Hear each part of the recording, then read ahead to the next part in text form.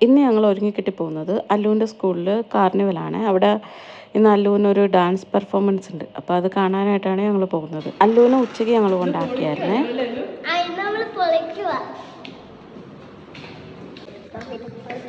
ടെൻഷനുണ്ടോ? ഇല്ല, ചെറിയൊരു ടെൻഷൻ, ചെറിയൊരു ടെൻഷൻ. ചെറുതുണ്ടോ? ആള് തുള്ളിച്ചാടിയൊക്കെയാണ് പോകുന്നത്. ഇത് സ്റ്റേജിൽ കണ്ടാൽ മതിയായിരുന്നു. അല്ലുവിന് അവിടെ 1 മണിക്ക് റിപ്പോർട്ട് ചെയ്യണമായിരുന്നു. മേക്കപ്പൊക്കെ അവർ തന്നെ അവിടെ ചെയ്തത്. ഞങ്ങൾ അവിടെ എത്തി. അവൻ ഓൾറെഡി റെഡിയായിട്ട് നിൽക്കുമായിരുന്നു ഡാൻസിന്. അങ്കുവാണ് ഇതൊക്കെ കണ്ടിട്ട് ആദ്യമായിട്ടാണ് ഇത് എക്സ്പീരിയൻസ് ചെയ്യുന്നത്. അവൻ ഭയങ്കര എൻജോയ് ചെയ്യുന്നുണ്ടായിരുന്നു. ബഹളമോ വഴക്കോ ഒന്നും ഇല്ലായിരുന്നു. ഇത് അല്ലുവിൻ്റെ ഡാൻസ് കഴിഞ്ഞിട്ട് വന്നതാണ്. അവിടെ നിറയെ സ്റ്റോൾസ് കുട്ടികൾ ഇട്ടിട്ടുണ്ട്. സോ നമുക്ക് അവിടുന്ന് ഐറ്റംസ് വാങ്ങിക്കാൻ പറ്റും. അപ്പം നമ്മളത് ക്യാഷ് കൊടുത്തിട്ട് അത് കോയിൻസ് ആക്കണം. എന്നിട്ടാണ് നമ്മൾ വാങ്ങിക്കുന്നത്.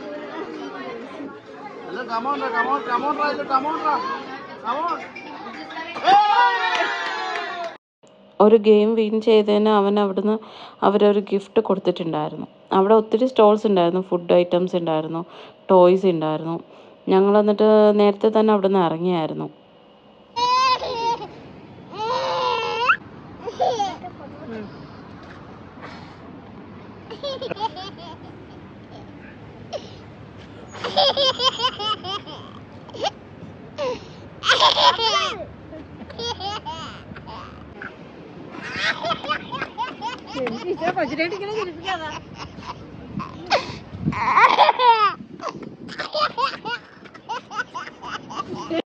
എന്നിട്ട് ഞങ്ങൾ വീട്ടിൽ വന്നിട്ട് ഡ്രസ്സ് ചേഞ്ച് ചെയ്തിട്ട് നേരെ പോകുന്നത് ലുലുവിലാണ്. ലുലുവിൽ കിഡ്സ് പാർക്ക് ഉണ്ട്.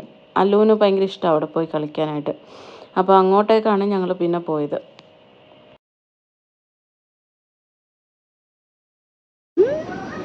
ഇഷ്ടപ്പെട്ടോ? എവിടെ പോവാ?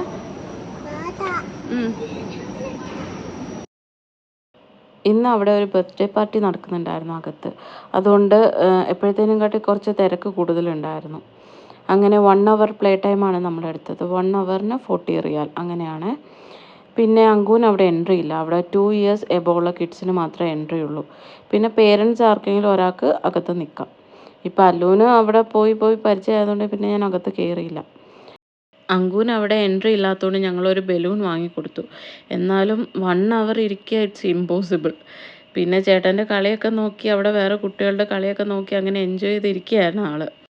അല്ലു അവിടെ കിടന്ന് ജമ്പിങ് ഒക്കെ ചെയ്യുന്ന കണ്ടിട്ട് ഇവിടെ ഒരാൾക്ക് തീരെ സഹിക്കുന്നില്ല. അവൻ അകത്തോട്ട് കയറാൻ പരമാവധി നോക്കുന്നുണ്ട്, എന്നിട്ടും പറ്റുന്നില്ല. അറ്റ് ലാസ്റ്റ് അവിടെ നിന്നിട്ടും വലിയ കാര്യമൊന്നും ഇല്ലയെന്ന് മനസ്സിലാക്കി അങ്കു പതിയെ പുറത്തോട്ട് ഇറങ്ങിയിട്ടുണ്ട്. ഇനി ഞങ്ങളായിട്ട് ഓടിക്കൽ, അതാണ് അവൻ്റെ മെയിൻ പരിപാടി.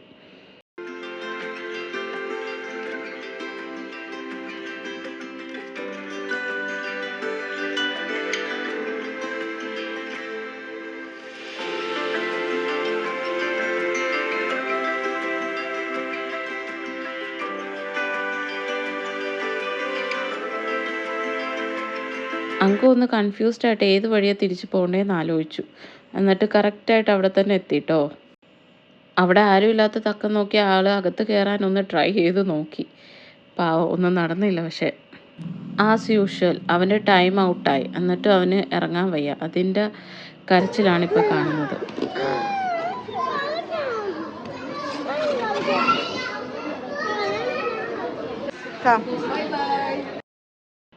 അങ്ങനെ ബൈ പറഞ്ഞ് ഞങ്ങൾ അവിടെ നിന്ന് ഇറങ്ങി. ബട്ട് അല്ലു അത്ര ഹാപ്പി അല്ല. ആൾ കുറച്ച് പിണങ്ങിയിട്ട് നടക്കുകയാണ്. വീട്ടിൽ ഇരുന്ന് അവനെ ഇവിടെ കൊണ്ടുവന്ന് എന്നെ വേണം പറയാൻ.